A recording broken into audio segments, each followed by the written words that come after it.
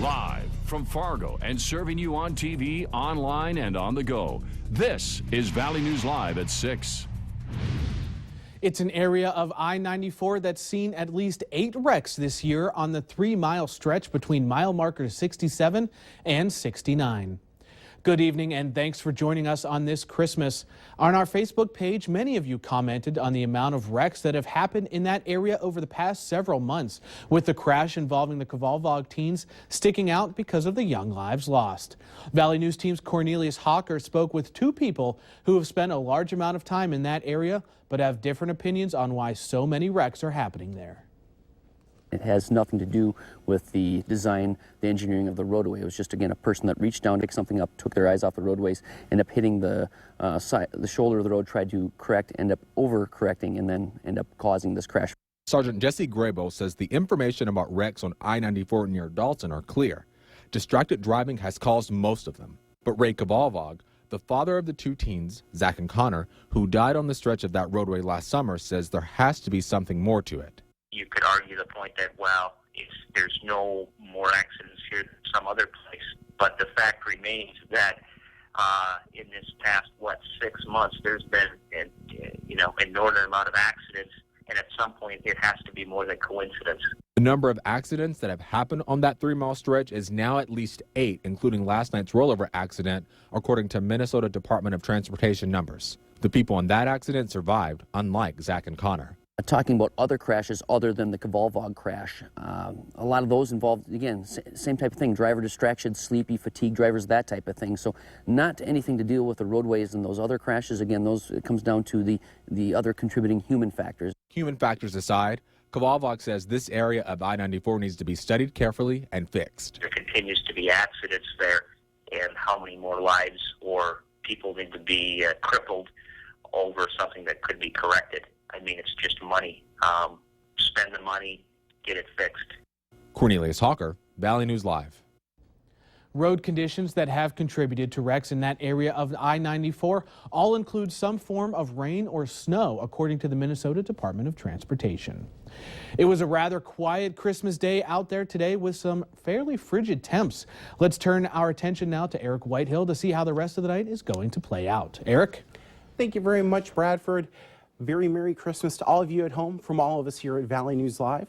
And it looks like Christmas is going to come off being very white into the day tomorrow here. Radar is very clear right now. However, we do see some snow off into central South Dakota, and that's going to be moving into our region here overnight tonight and into the day tomorrow. We do have winter weather advisory for the areas shaded in purple, winter storm warnings for the areas shaded in red. So if you have any travel plans here across the region here into central South Dakota, make sure that you keep your travel plan, someone knows of your travel plans, and you have that winter weather survival kit, because it could be very treacherous here for travel over the next 24 hours. I'll have full details for you here, Bradford, coming up in just a couple of minutes. Okay, thank you very much, Eric.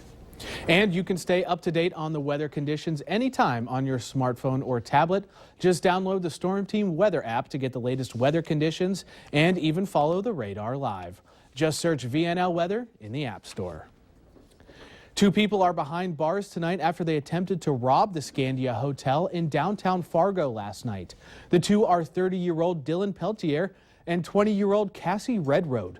Witnesses outside of the hotel say they saw Redroad get out of a gold-colored van prior to the robbery incident. The same witnesses then saw her run out of the hotel and back into the van, and then it took off. Police say the woman walked up to the front desk of the hotel, demanded money, but did not display a weapon. After demanding the money, she ran to the vehicle with nothing. Both Redroad and Peltier were arrested for the charge of felony robbery and are being held at the Clay County Jail. It's Friday. That means it's time to take a look at this week's Valley's Most Wanted. Police say Noel Caffey Jr. is wanted for probation violation, possession of a controlled substance, and shoplifting.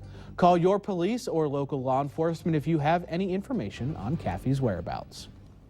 In an effort to keep our roadways safe, the Grand Forks Police Department will take part in Drive Sober or Get Pulled Over. Extra officers will be working targeted enforcement patrols until December 31st. Officers participating in this campaign will be actively enforcing traffic laws and specifically looking for signs of impaired driving. The public is encouraged to remember the North Dakota DOT's code for the road. For those driving tips, head to valleynewslive.com and click on this story. Christmas is a time for family and celebrating the birth of Christ, but more people are surfing the web during the holiday. According to the National Retail Federation, only 17.3% of people are attending church. Topping the list is spending time with family and friends and browsing the web. But in this day and age, some people aren't surprised by that a bit. We just grew up thinking, the web is where it's at. We got to make sure we're keeping in contact with everyone across the world. So at times it becomes a lot more fascinating than, going to church or actually celebrating the reason why Christmas started. Online shopping has risen during Christmas Day due to stores having sales on the holiday. Black Friday does get a lot of hype, but the day after Christmas might be the busiest shopping day this year. An American Express survey suggests December 26th shopping activity will surpass Black Friday and Cyber Monday. 66% of respondents plan to shop tomorrow. That's compared to 45% on Black Friday and 47% on Cyber Monday. Shoppers are looking for post-holiday sales to buy items for themselves. Respondents say they will also take advantage of deep discounts to buy presents for next year. And they are looking to use those gift cards they received. Today, American troops posted overseas are taking time to mark Christmas and remembering family members celebrating without them back home. Here's NBC's Kelly Kobiella. It was a somber Christmas Day in Afghanistan, where they honored 6 fallen soldiers killed in a motorcycle bomb attack earlier this week. This was especially important here, where we got the opportunity to remember those who we have also lost. More than 200,000 members of the military are spending this holiday far from home, in 100 countries on every continent, from the Korean Peninsula and Japan to the Middle East. 3,000 are in Turkey, another 5,000 just arrived in the Arabian Sea, and 4,000 in the African country of Djibouti, where they celebrated with a festive Feliz Navidad. At military bases around the world, they'll be served up a holiday feast today with all the trimmings. We've got about 500 pounds of turkey that's got to be cooked. We've got 500 to 600 pounds of ham. A lucky few will get the best present of all. Oh my God! Like specialist William Marlowe and his mom, Mary. There's nothing else I want in this world. I've got everything I need right here. A surprise Christmas at home with family. Kelly Kobiella, NBC News, London. We thank all of them for their service. As many unwrapped Christmas presents today, one mother in the Valley received the gift of a lifetime. Sanford Family Birth Center is where more and more Valley moms every year meet their new babies. And today, our cameras got to meet Calliope Joe. She was born at 12:07 this morning to the Galinas family from Pearly, Minnesota. The family was in Reynolds for Christmas and had to make the 1-hour trek into Fargo for the special moment. It's very special. I kind of get a little, baby hormone about it, actually.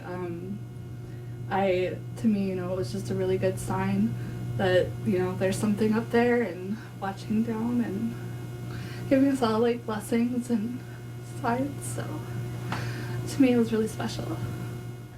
Today was quite the surprise for the family, as Calliope wasn't due until the first week of January. Remember to like Valley News Live on Facebook. You can follow the latest news, weather, and breaking news updates anytime on your feed. Just search Valley News Live, like our page, and you'll stay informed throughout the entire day. Later on Valley News Live at 6, a duo of Twin Cities journalists document the beauty of Minnesota's seasons. Now you can get your very own copy of their work. And some snow in the forecast here with a winter weather advisory in effect for portions of the valley. I'll have full details, including forecasted snow totals, coming up after the break.